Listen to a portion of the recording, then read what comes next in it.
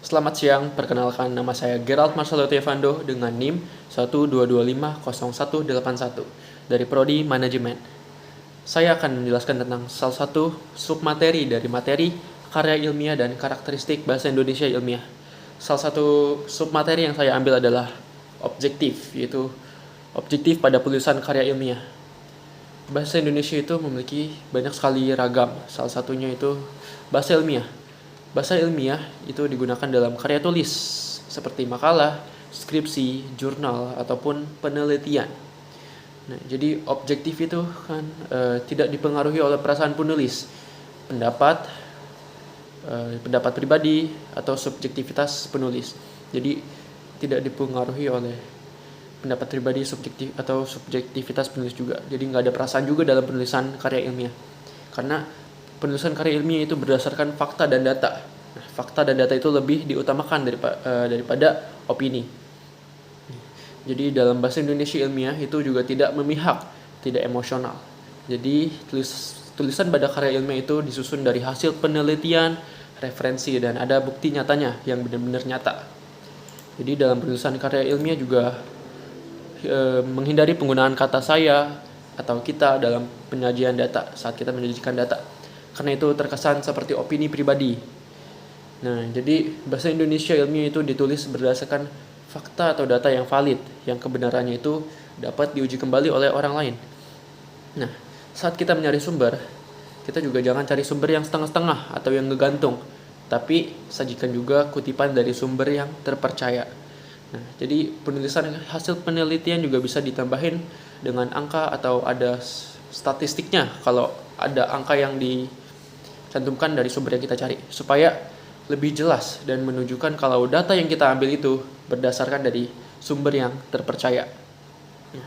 Salah satu contoh yang ada di materi itu subjektif dan objektifnya itu kalimatnya seperti ini. Ini yang subjektif. Penulis meyakini bahwa penggunaan kata tidak baku dalam bahasa gaul itu disebabkan oleh kurangnya rasa cinta dan bangga terhadap penggunaan bahasa Indonesia.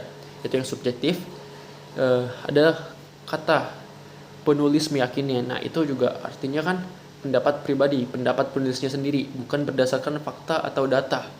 Nah, jadi itu tidak baik kalau dituliskan di karya ilmiah karena itu berdasarkan opini sendiri. Nah, ada juga salah satu contohnya di materi, ada yang objektif itu kata kalimatnya seperti ini. Berdasarkan data penelitian, penggunaan kata tidak baku dalam bahasa gaul disebabkan oleh kurangnya rasa cinta dan bangga terhadap penggunaan bahasa Indonesia. Nah, itu yang benarnya tuh itu ada kalimat berdasarkan data penelitian. Nah, itu berarti benar-benar data yang diambil dari penelitian itu, penelitian tentang penggunaan kata yang tidak baku dalam bahasa gaul. Nah, itu berdasarkan data penelitian, datanya yang benar. Nah, berarti itu yang layak tuh yang digunakan dalam karya ilmiah, kan itu berdasarkan data. Contoh lainnya mungkin seperti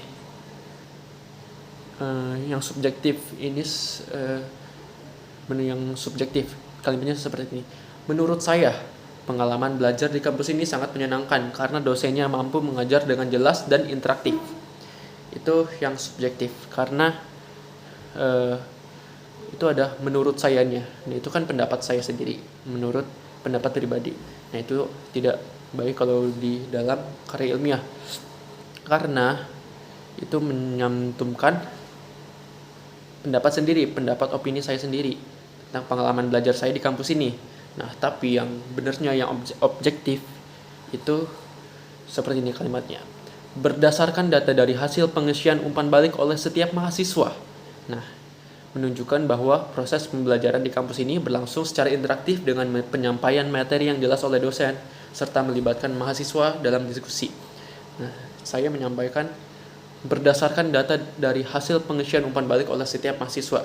Itu berarti berdasarkan data dari hasil pengisian umpan balik oleh setiap mahasiswa itu berarti berdasarkan data yang emang udah dicantumkan dari hasil pengisian umpan balik itu. Jadi itu emang berdasarkan data, bukan dari opini saya sendiri, itu berdasarkan data yang jelas. Nah, mungkin itu saja yang bisa saya sampaikan dari submateri ini mengenai objektif. Terima kasih.